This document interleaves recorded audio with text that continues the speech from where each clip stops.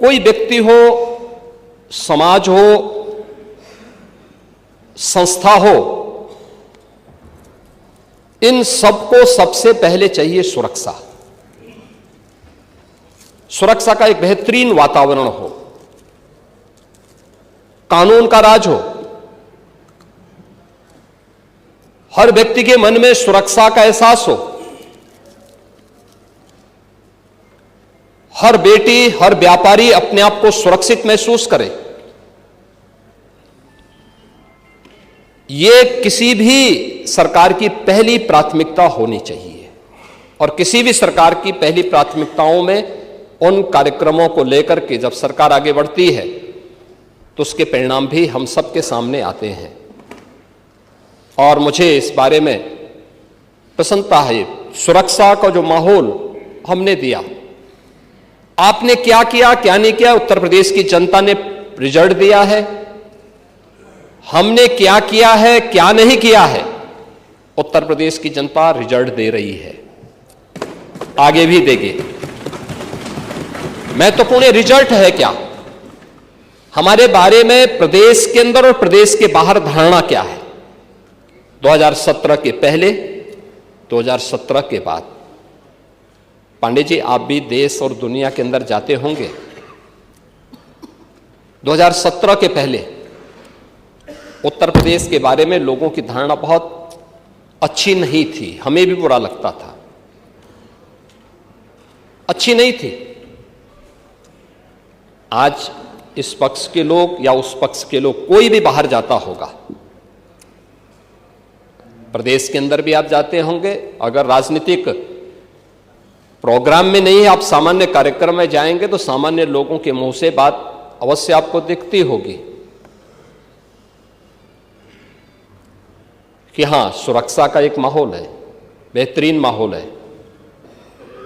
हर व्यक्ति को इस बात का एहसास होता है। देश के अंदर कहीं जाते हैं, लोगों के मन में एक एहसास होता है कि हां, यूपी सुरक्षित है, अच्छा है, दंगा नहीं है, अराजकता नहीं है। आपको उदाहरण देना है तो मैं आपको बता देता हूं, न्याय कैसे होता है। आप ही के सामने, आप ही की पार्टी से सदस्य चुनी गई पूजा पाल संभवतः नहीं है,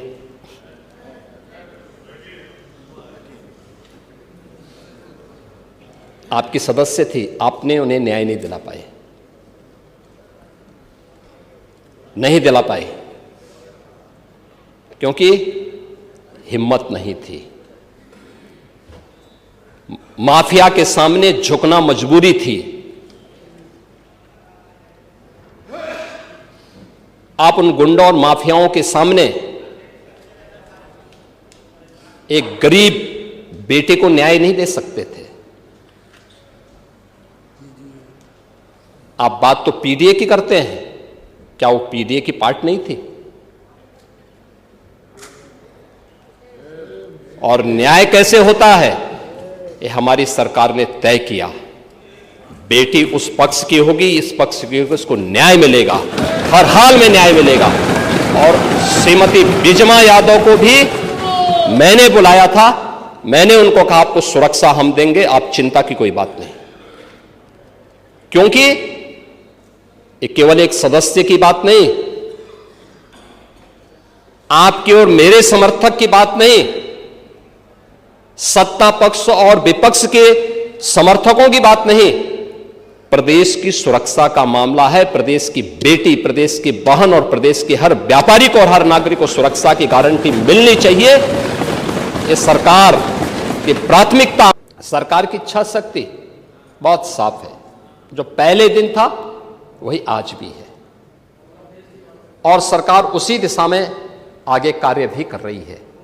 और मैं इसीलिए कहूंगा कि सप्लीमेंट्री डिमांड्स में हम लोगों ने प्रदेश की आवश्यकता के लिए, जहां आवश्यकता पड़ रही है वहां पे धनराशि, और सरकार अब ये नहीं देती है कि टोकन मनी के रूप में दे। क्योंकि मैं जब 17 में आया था, मैं देखता था समाजवादी पार्टी ने तमाम सड़कों को सैंक्शन किया था, लेकिन पैसा कितना दिया था, पता लगा कि 25 करोड़ की सड़क है, पैसा दिया था 1 लाख। अब मुझे बताइए 25 करोड़ की सड़क में 1 लाख से काम चलेगा? नहीं चल सकता है। ऐसे ही हम लोगों ने नहीं किया। आप लोग जो करते थे वो हम नहीं करते।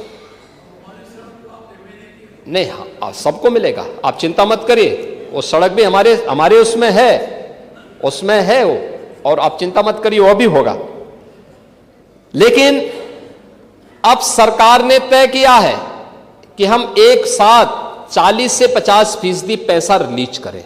जो डिमांड होती है 40 से 50% पैसा एक बार रिलीज करें, और 75% काम पूरा होने के बाद तुरंत डिमांड भेजें, जिससे नया पैसा वहां पे रिलीज किया जा सके।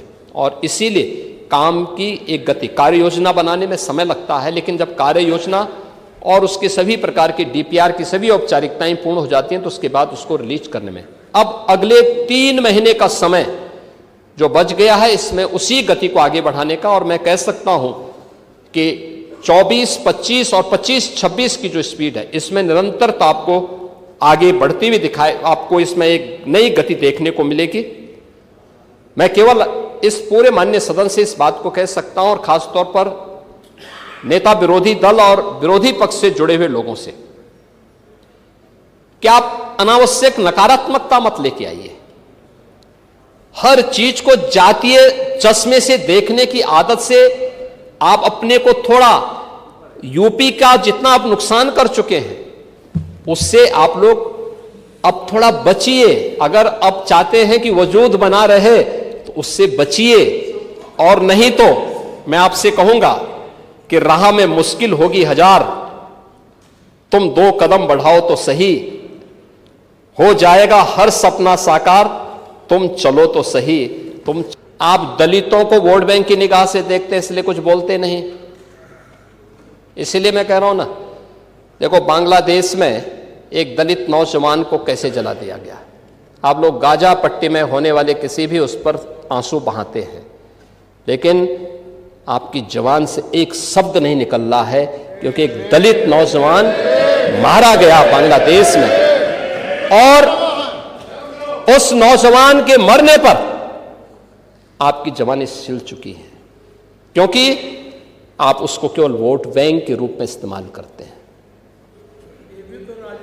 ये राजनीति नहीं है पांडे जी, ये राजनीति नहीं है, ये वो सच्चाई है जो आपकी तुष्टीकरण की नीति है, जिसके कारण बांग्लादेश बना है। अगर बांग्लादेश पाकिस्तान नहीं बना होता, इस तरीके से हिंदू नहीं जलाया होता, और जलाता तो फिर उसकी क्या दुर्गति होती या वह भी जानता। ये सुरक्षा की गारंटी, वहां मारे जा रहे हैं हिंदू, आप लोग नहीं बोलेंगे। एक कैंडल मार्च निकाल के चलते हैं गांजा के मुद्दे को लेकर के, लेकिन पाकिस्तान और बांग्लादेश में हिंदू मारा जाता है तो आपके मुंह बंद हो जाते हैं, क्योंकि मरने वाला हिंदू है, दलित है, आप बोलेंगे नहीं। और यही सच्चाई है। निंदा प्रस्ताव पारित होना चाहिए, और यह प्रस्ताव नेता विरोधी दल की तरफ से आना चाहिए। इस घटना की हम भर्त्सना करते हैं, और बांग्लादेश सरकार को इस बात की चेतावनी देता हूं, और इसीलिए हम कह रहे हैं, नोट करना, ये चीजें होनी चाहिए, और हमारा भी प्रयास होना चाहिए। जब बांग्लादेशी को यहां से निकालेंगे और रोहिंग्या को यहां से बाहर का रास्ता दिखाएंगे तो उनके समर्थन में मत आना, क्योंकि उनमें से बहुत सारे लोगों के वोट आपने बनवाए हैं, उनके बहुत सारे लोगों के लिए आधार भी बनवाने का पाप किया है आप लोगों ने। इसलिए इन चीजों को ध्यान में रखना, और एक एक चीज की स्क्रीनिंग होगी, बहुत प्रभावी कार्रवाई करेंगे। हमारे ही देश में रह करके हमारे लोगों के खिलाफ अपराध, और वहां पे निर्दोष हिंदुओं पर अत्याचार करोगे, निर्दोष सिखों पे अत्याचार करोगे, यह स्वीकार्य नहीं हो सकता है।